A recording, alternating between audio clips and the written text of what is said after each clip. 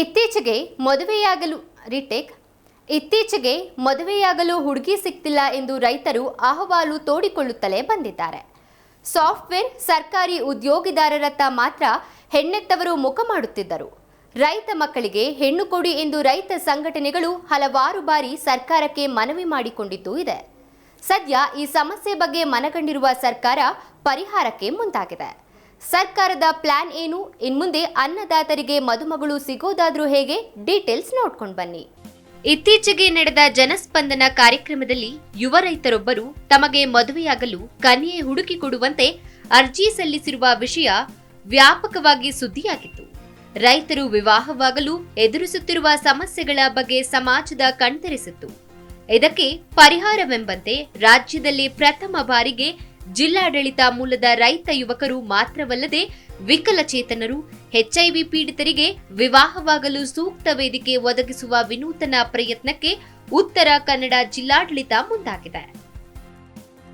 ಜೀವನ ಸಂಗಮ ಎಂಬ ಹೊಸ ಪೋರ್ಟಲ್ ಆರಂಭ.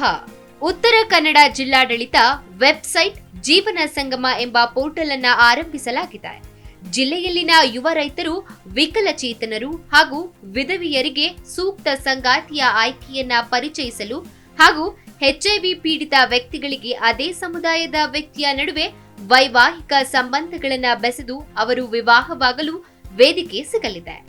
ಈ ಮೂಲಕ ಅವರ ಬದುಕಿನಲ್ಲಿ ಸುಗಮ ಅರ್ಥಪೂರ್ಣ ಸಂಬಂಧಗಳು ಏರ್ಪಡುವ ನಿಟ್ಟಿನಲ್ಲಿ ಪ್ರಯತ್ನಿಸಲಾಗುತ್ತಿದೆ.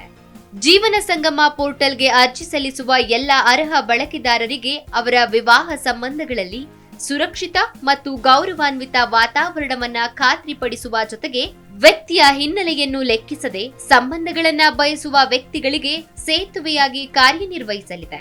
ಈ ಪೋರ್ಟಲ್ ಸೇವೆ ಪಡೆಯಲು ಬಳಕೆದಾರರು ಯಾವುದೇ ಶುಲ್ಕಗಳಿಲ್ಲದೆ ನೋಂದಾಯಿಸಿಕೊಳ್ಳಬಹುದು.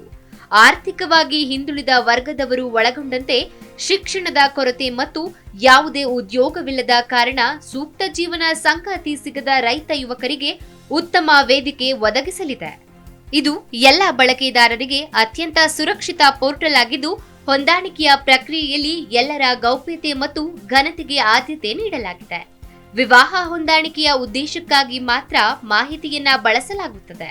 ವಿವಾಹವಾಗಲು ಸಲ್ಲಿಸುವ ಅರ್ಜಿ ಮತ್ತು ಪ್ರೊಫೈಲ್ಗಳನ್ನ ವ್ಯಕ್ತಿಯು ವಾಸವಾಗಿರುವ ಗ್ರಾಮ ಆಡಳಿತ ಅಧಿಕಾರಿಗಳು, ಕಂದಾಯ ನಿರೀಕ್ಷಕರು ಸೇರಿದಂತೆ ಉತ್ತರ ಕನ್ನಡ ಜಿಲ್ಲಾಡಳಿತ ವಿವಿಧ ಅಧಿಕಾರಿಗಳು ಪರಿಶೀಲಿಸಲಿದ್ದಾರೆ.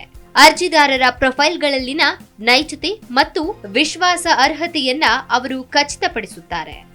ವಿವಾಹವಾಗಲು ಅರ್ಜಿ ಸಲ್ಲಿಸುವ ವ್ಯಕ್ತಿಯ ಹಿನ್ನೆಲೆ, ವಾಸಸ್ಥಳ, ಉದ್ಯೋಗ, ಕೌಟುಂಬಿಕ ಪರಿಸ್ಥಿತಿ, ಆತನ ಆದಾಯ, ಮಾನಸಿಕ ಮತ್ತು ದೈಹಿಕ ಆರೋಗ್ಯ ಸ್ಥಿತಿಗತಿ ಬಗ್ಗೆ ಜಿಲ್ಲೆಯ ವಿವಿಧ ಅಧಿಕಾರಿಗಳು ಖುದ್ದು ಸ್ಥಳಕ್ಕೆ ಭೇಟಿ ನೀಡಿ ಪರಿಶೀಲನೆ ನಡೆಸಲಿದ್ದಾರೆ. ಅರ್ಹ ವ್ಯಕ್ತಿಗಳಿಗೆ ಮಾತ್ರ ಹೊಂದಾಣಿಕೆಯ ಮುಂದಿನ ಪ್ರಕ್ರಿಯೆಯಲ್ಲಿ ಮುಂದುವರಿಯಲು ಅವಕಾಶ ನೀಡಲಾಗುತ್ತದೆ. ಉತ್ತರ ಕನ್ನಡದಲ್ಲಿ ಮಾತ್ರ ಈ ಪೋರ್ಟಲ್.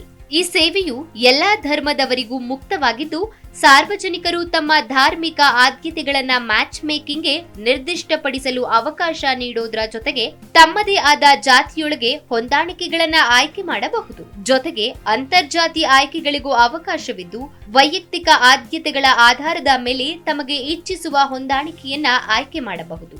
ಉತ್ತರ ಕನ್ನಡ ಜಿಲ್ಲೆಯ ಸ್ಥಳೀಯ ಅರ್ಹ ಯುವಕ ಯುವತಿಯರಿಗೆ ಮಾತ್ರ ಈ ವಿವಾಹ ಹೊಂದಾಣಿಕೆಗೆ ಅವಕಾಶವಿದೆ.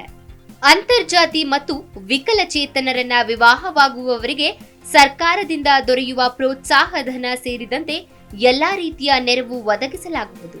10ಕ್ಕಿಂತ ಹೆಚ್ಚು ಜೋಡಿಗಳು ಒಪ್ಪಿಗೆ ನೀಡಿದಲ್ಲಿ ವಿವಿಧ ಸಂಘ ಸಂಸ್ಥೆಗಳ ನೆರವಿನಿಂದ ಸಾಮೂಹಿಕ ವಿವಾಹ ಏರ್ಪಡಿಸುವ ಚಿಂತನೆ ಇದೆ.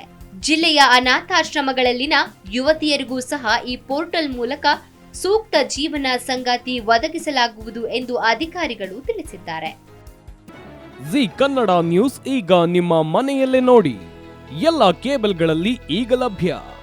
ಸನ್ Direct 292, Jio TV 1334, U digital 162, city cable 51, GTPL 17, Abhishek cables 821, rock line telecommunication 51, Shri Basaveshwara number 60, Vinayaka digital number 53, in digital number 896ರಲ್ಲಿ ನಿಮ್ಮಿಸ್ತದ ಜಿ ಕನ್ನಡ ನ್ಯೂಸ್ ನೋಡಿ ಆನಂದಿಸಿ.